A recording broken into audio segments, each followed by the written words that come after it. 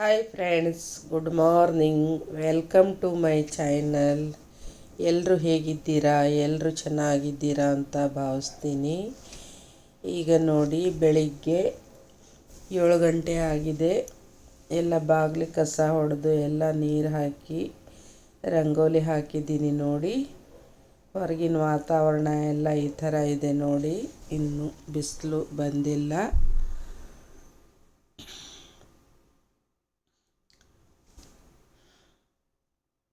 ಈಗ ನೋಡಿ, ಒಳಗಡೆ ಬಂದು ಚಹಾ ಕೆಟ್ಟಿದ್ದೀನಿ. ಹಾಗೆ ಚಹಾ ಮಾಡಿ ಕುಡಿದು ಆಮೇಲೆ ವಾಕಿಂಗಿಗೆ ಹೋಗಬೇಕು. ವಾಕಿಂಗಿಗೆ ಹೋಗಿ ಬಂದು ಆಮೇಲೆ ದೋಸೆ ಮಾಡಬೇಕು. ದೋಸೆ ಮಾಡಿ ನಾಷ್ಟ ಮಾಡಿ ಆಮೇಲೆ ಮತ್ತೆ ಸ್ಟಿಚಿಂಗಿಗೆ ಕೂತ್ಕೊಳ್ಬೇಕು. ಯಾರೆಲ್ಲ ನನ್ನ ಯೂಟ್ಯೂಬ್ ಚಾನಲ್ ನೋಡ್ತಾ ಇದ್ದೀರಾ, ದಯವಿಟ್ಟು ಸಬ್ಸ್ಕ್ರೈಬ್ ಮಾಡಿಕೊಂಡು ವಿಡಿಯೋನ ಪೂರ್ತಿಯಾಗಿ ನೋಡಿ. ಹಾಗೆ ಒಂದು ಲೈಕನ್ನು ಕೊಡಿ. ನಿಮ್ಮ ಅನಿಸಿಕೆ ಅಭಿಪ್ರಾಯಗಳನ್ನು ಕಮೆಂಟ್ ಮೂಲಕ ತಿಳಿಸಿ. ವಿಡಿಯೋ ಎಲ್ಲ ಹೇಗೆ ಬರ್ತಾ ಇದೆ ಅಂತ ದಯವಿಟ್ಟು ಕಮೆಂಟ್ ಮಾಡಿ ತಿಳಿಸಿ. ನಿಮ್ಮ ಸಪೋರ್ಟ್ ನಮಗೆ ತುಂಬಾ ಮುಖ್ಯ. ನಿಮ್ಮ ಸಪೋರ್ಟ್ ಇದ್ದರೆ ನಾವು ಕೂಡ ಯೂಟ್ಯೂಬಲ್ಲಿ ಬೆಳಿಬಹುದು. ದಯವಿಟ್ಟು ಎಲ್ಲರೂ ಸಪೋರ್ಟ್ ಮಾಡಿ. ಈಗ ನೋಡಿ, ಚಹಾ ಆಗ್ತಾಯಿದೆ. ಚಹಾ ಎಲ್ಲ ಕುಡಿದು ಒಳಗಡೆ ಎಲ್ಲ ಕಸ ಎಲ್ಲ ಹೊಡ್ಕೋಬೇಕು. ಕಸ ಎಲ್ಲ ಹೊಡ್ಕೊಂಡು ಆಮೇಲೆ ವಾಕಿಂಗಿಗೆ ಹೋಗ್ತೀನಿ.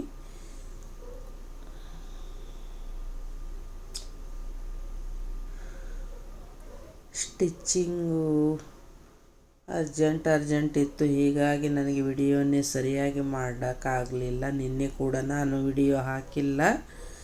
ಅದಕ್ಕೆ ಬೆಳಿಗ್ಗೆ ಎದ್ದು ಇವತ್ತು ವಾಯ್ಸವರೆಲ್ಲ ಕೊಟ್ಟು ವಿಡಿಯೋ ಹಾಕಬೇಕಂತ ಕೂತ್ಕೊಂಡಿದ್ದೀನಿ ನೋಡಿ ಇವತ್ತು. ಈಗ ನೋಡಿ, ವಾಕಿಂಗಿಗೆಲ್ಲ ಹೋಗಿ ಬಂದು ಈಗ ದೋಸೆ ಮಾಡಬೇಕಂತ ಹೇಳಿ ದೋಸೆ ಹಂಚನ್ನು ಇಟ್ಟಿದ್ದೀನಿ ಗ್ಯಾಸ್ ಮೇಲೆ. ಆ ಕಡೆ ಹಾಲು ಬಿಸಿ ಮಾಡೋದಕ್ಕೆ ಇಟ್ಕೊಂಡಿದ್ದೀನಿ. ನೀರು ದೋಸೆ ಮಾಡೋಣ ಅಂತ ರುಬ್ಬಿಟ್ಟಿದ್ದೆ ನೀರು ದೋಸೆ ಹಿಟ್ಟು. ಈಗ ಮಾಡ್ತಾಯಿದ್ದೀನಿ ನೋಡಿ ನೀರು ದೋಸೆ ಮಾಡಿಕೊಂಡು ಸ್ವಲ್ಪ ಪಲ್ಯ ಇದೆ, ಅದನ್ನೇ ದೋಸೆ ಜೊತೆ ತಿನ್ನೋಣ ಅಂತ ಇದ್ದೀನಿ.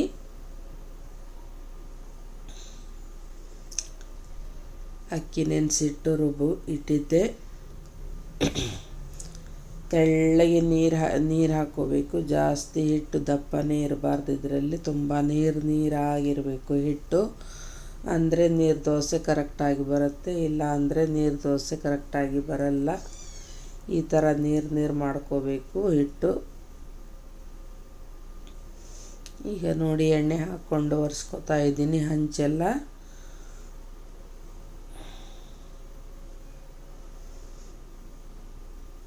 ನೋಡಿ, ಈ ಥರ ಹಚ್ಕೊಂಡು ತೆಳ್ಳಗೆ ಬಿಡಬೇಕು. ದೋಸೆನ ತೆಳ್ಳಗೆ ಎಷ್ಟು ತೆಳ್ಳಗೆ ಬಿಡ್ತೀವೋ ಅಷ್ಟು ಚೆನ್ನಾಗಿ ಬರುತ್ತೆ ನೀರು ದೋಸೆ. ಇಲ್ಲ ಅಂದ್ರೆ ದಪ್ಪ ಆದರೆ ಸರಿಯಾಗಲ್ಲ. ನೋಡಿ, ಈ ಥರ ಹಾಕಬೇಕು.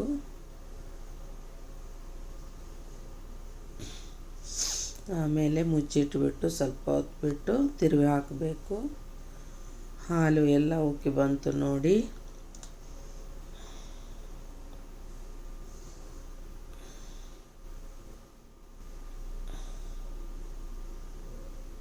ಇದಿಷ್ಟು ನಾಷ್ಟ ಎಲ್ಲ ಮುಗಿಸ್ಬಿಟ್ಟು ಪಿಕೋ ಫಾಲ್ ಮಾಡೋದಿದೆ. ಪಿಕೋ ಫಾಲ್ ಮಾಡಬೇಕು. ನೋಡಿ, ಇಷ್ಟು ದಿನ ನನ್ನ ಬಟ್ಟೆ ಅರ್ಜೆಂಟ್ ಇತ್ತು. ಎಲ್ಲ ತುಂಬ ಅರ್ಜೆಂಟಾಗಿತ್ತು. ಈಗ ಬಟ್ಟೆಗಳು ಎಲ್ಲ ಖಾಲಿ ಆಗಿದೆ. ಇನ್ನೊಂದು 4-5 ಬ್ಲೌಸ್ ಅಷ್ಟೇ ಇದೆ. ಅದು ಹೊಲಿದು ಬಿಟ್ಟರೆ ಮುಗೀತು ನೋಡಿ. ಒಂದು ತಿಂಗಳ ಬ್ಯುಸಿಯಾಗಿಬಿಟ್ಟಿದ್ದೆ. ಎಲ್ಲ ಜನ ಎಲ್ಲ ಸ್ಟಾಕ್ ಇಟ್ಕೊಂಡು ಕೂತಿದ್ರು. ಹೀಗಾಗಿ ಒಂದು ತಿಂಗಳು ಬಿಡುವಿಲ್ಲದೆ ಸ್ಟಿಚಿಂಗ್ ಇತ್ತು ನೋಡಿ. ನಾನು ಊರಿಗೆ ಹೋಗಿದ್ದ ಸಲುವಾಗಿ ಈ ಥರ ಆಯಿತು. ಆಮೇಲೆ ಇನ್ಮೇಲೆ ಅಷ್ಟು ಬಟ್ಟೆ ಇರಲ್ಲ, ಒಂದೊಂದು ಬರುತ್ತೆ, ಅದನ್ನೇ ಹೊಲಿಯೋದು. ಎಲ್ಲಾದರೂ ಹೋದ ಕೂಡಲೇ ಎಲ್ಲ ಪೆಂಡಿಂಗ್ ಇದ್ದು ಬಿಡುತ್ತೆ. ಹೀಗಾಗಿ ಒಂದೇ ಸಲ ಸ್ಟಿಚಿಂಗ್ ಇತ್ತು, ಹೀಗಾಗಿ ಬಿಡುವೇ ಇರಲಿಲ್ಲ. ಈಗ ನೋಡಿ ದೋಸೆ ಆಯಿತು, ನೀರು ದೋಸೆ ನೋಡಿ. ಈ ಥರ ತಿರುವು ಹಾಕಬೇಕು. ತಿರುವು ಹಾಕ್ಕೊಂಡು ಇನ್ನೊಂದು ಸ್ವಲ್ಪ ನೋಡಿ ತಿರುವು ಹಾಕ್ಕೊಂಡು ಈ ಥರ ಹಾಕಿದರೆ ಆಯಿತು. ಈಗ ಮತ್ತೆ ಹಾಕ್ಕೋತಾ ಇದ್ದೀನಿ ನೋಡಿ. ಇದಕ್ಕೆ ಹಂಚಿನ ಮೇಲೆ ಎಣ್ಣೆ ಹಚ್ಕೊಂಡೇ ಮಾಡಬೇಕು, ಇಲ್ಲ ಅಂದರೆ ದೋಸೆ ಸರಿ ಏಳೋದಿಲ್ಲ, ಸರಿಯಾಗಿ ಬರೋದೇ ಇಲ್ಲ. ಇದು ಮಸಾಲೆ ದೋಸೆ ಆದರೆ ನಾವು ಫಸ್ಟು ಎಣ್ಣೆ ಹಾಕಲಾರ್ದೇ ಹಾಕ್ಬೋದು, ಆದರೆ ಈ ದೋಸೆಗೆ ಮಾತ್ರ ಎಣ್ಣೆ ಹಾಕ್ಕೊಂಡೇ ಹಾಕಬೇಕು.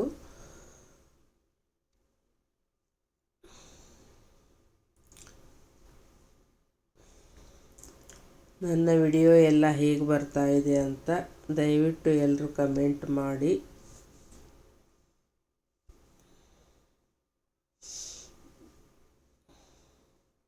ಅಡಿಗೆ ವಿಡಿಯೋನು ಸರಿಯಾಗಿ ಮಾಡೋದಕ್ಕಾಗಲಿಲ್ಲ, ಸರಿಯಾಗಿ ಯಾವ ವಿಡಿಯೋನು ಸರಿಯಾಗಿ ಹಾಕೋಕ್ಕೆ ಆಗ್ತಾಯಿಲ್ಲ.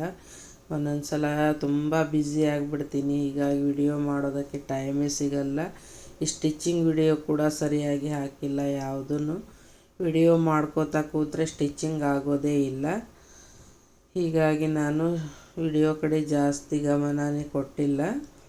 ಆದಷ್ಟು ಹಾಕಿದ್ದೀನಿ, ಅದರಲ್ಲೂ ಡೈಲಿ ಒಂದು ವಿಡಿಯೋ ಹಾಕಿದ್ದೀನಿ, ಅದರ ಮಧ್ಯದಲ್ಲಿ ಬಿಟ್ಟಿದ್ದೀನಿ ವಿಡಿಯೋ ಎಲ್ಲ. ಹೀಗಾಗಿ ಇನ್ನು ವಾಚ್ ಅವರ್ ಯಾವಾಗ ಆಗುತ್ತೋ ಗೊತ್ತಿಲ್ಲ. ವಿಡಿಯೋ ಓಡಿದರೆ ವಾಚ್ ಅವರ್ ಆಗ್ಬೋದಿತ್ತು, ಆದರೆ ವಿಡಿಯೋನೇ ಓಡುತ್ತಾ ಇಲ್ಲ. ಏನು ಕಾರಣ ಅಂತಲೇ ಗೊತ್ತಾಗ್ತಾ ಇಲ್ಲ. ನಾವು ಮಾಡಿರೋ ವಿಡಿಯೋನೇ ಸರಿಯಾಗಿ ಬರ್ತಾ ಇಲ್ವೋ ಏನೋ. ನೋಡಿ ಈ ಥರ ಆಯಿತು ದೋಸೆ. ಈಗ ನೋಡಿ ನಾಷ್ಟ ಮಾಡಿಬಿಟ್ಟು ಪಿಕೋ ಫಾಲ್ಸ್ ಮಾಡೋಣ ಅಂತ ಕೂತಿದ್ದೀನಿ ನೋಡಿ. ಇವತ್ತೇ ಕೊಡಬೇಕಿದ್ದು, ಹೀಗಾಗಿ ಕೂತ್ಕೊಂಡಿದ್ದೀನಿ, ಮಾಡ್ತಾ ಕೂತ್ಕೊಂಡಿದ್ದೀನಿ. ಕೊಟ್ಟೆ ಒಂದು ತುಂಬ ದಿನ ಆಯಿತು.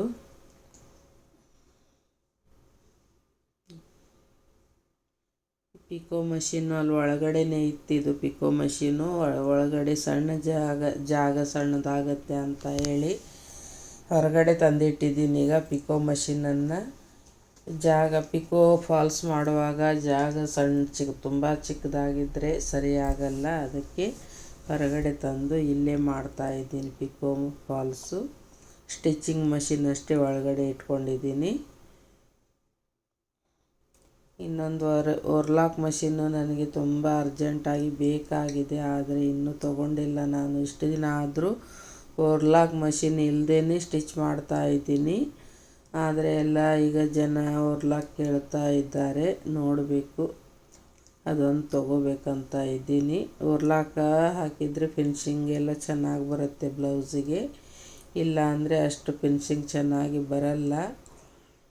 ಓರ್ಲಾಕ್ ಇದ್ದರೆ ತುಂಬ ಒಳ್ಳೆಯದು.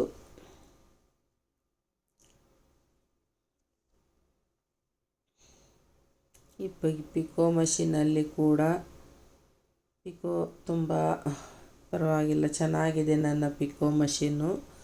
ಈಗ ನಾನು ತೊಗೊಂಡೆ ಏನಿಲ್ಲ ಅಂದರೂ ಒಂದು 25 ವರ್ಷ ಆಯಿತು ನೋಡಿ ಈ ಪಿಕೋ ಮಷೀನ್ ತೊಗೊಂಡು. ಚೆನ್ನಾಗಿ ಬಂದಿದೆ.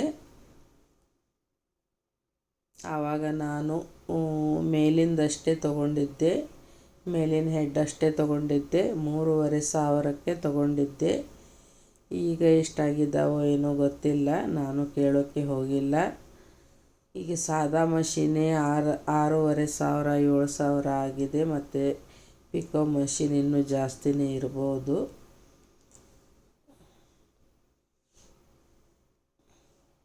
ಸ್ಟಿಚಿಂಗಿಗೆ ಎಲ್ಲ ಮಷೀನ್ಗಳು ಬೇಕು ನೋಡಿ. Pico machine, overlock machine, stitching machine ಎಲ್ಲ ಥರ ಇದ್ರೇ ಒಳ್ಳೆಯದು. ಈಗಂತೂ ಈ ಎಲ್ಲ ಕಡೆ ಜಾಕ್ ಮಷೀನ್ ಸುದ್ದಿನೇ ಆಗಿಬಿಟ್ಟಿದೆ. ಪ್ರತಿಯೊಂದು ಕಡೆ ಎಲ್ಲರೂ ಜಾಕ್ ಮಷೀನ್ ತೊಗೋತಾ ಇದ್ದಾರೆ. ಈಗ ಚೆನ್ನಾಗಿ ಬರುತ್ತೆ ಸ್ಟಿಚಿಂಗು, ಆಮೇಲೆ ಫಿನಿಶಿಂಗು ಚೆನ್ನಾಗಿ ಬರುತ್ತೆ ಅಂತ ಹೇಳಿ ಆ ಥರ ಮಷೀನ್ ತೊಗೋತಾ ಇದ್ದಾರೆ. ಅದು ಬೇರೆ ಬೇರೆ ರೇಟ್ ಇದೆ. ಅದರಲ್ಲಿ 3-4 ಥರ ಇದೆ ಜಾಕ್ ಮಷೀನಲ್ಲಿ ಕೂಡ. ಯಾವ್ದು ತೊಗೊಂಡ್ರೆ ಚೆನ್ನಾಗಿರುತ್ತೆ ಅಂತ ಅದು ಗೊತ್ತಿಲ್ಲ. ಯೂಸ್ ಮಾಡಿದವರಿಗೆ ಕೇಳಬೇಕು, ಅಂದರೆ ಗೊತ್ತಾಗತ್ತೆ ನೋಡಿ.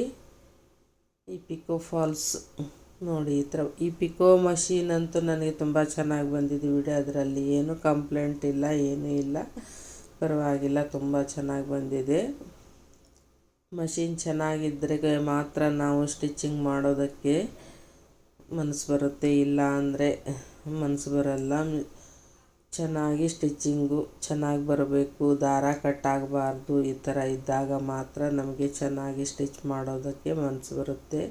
ಅದು ಮಧ್ಯದಲ್ಲಿ ದಾರ ಕಟ್ಟಾಯಿತು ಅಂದರೆ ಸ್ಟಿಚ್ಚಿಂಗ್ ಮಾಡೋದಕ್ಕೆ ಮನಸ್ಸು ಬರಲ್ಲ. ಮಷಿನ್ ಚೆನ್ನಾಗಿರಬೇಕು. ಪಿಕೋ ಫಾಲ್ಸು ಈಸಿಯಾಗಿ ಮಾಡ್ಬೋದು. ಮಷಿನ್ ಚೆನ್ನಾಗಿದ್ದರೆ ಬಿಗ್ನರ್ಸ್ ಕೂಡ ಚೆನ್ನಾಗಿ ಮಾಡ್ಬೋದು ಪಿಕೋ ಫಾಲ್ಸನ್ನು. ಜುಕಿ ಮಷಿನ್ ಇದು ನಂದು. ಮತ್ತೆ ಸಿಗೋಣ ಮುಂದಿನ ವಿಡಿಯೋದೊಂದಿಗೆ. ನಮಸ್ಕಾರ.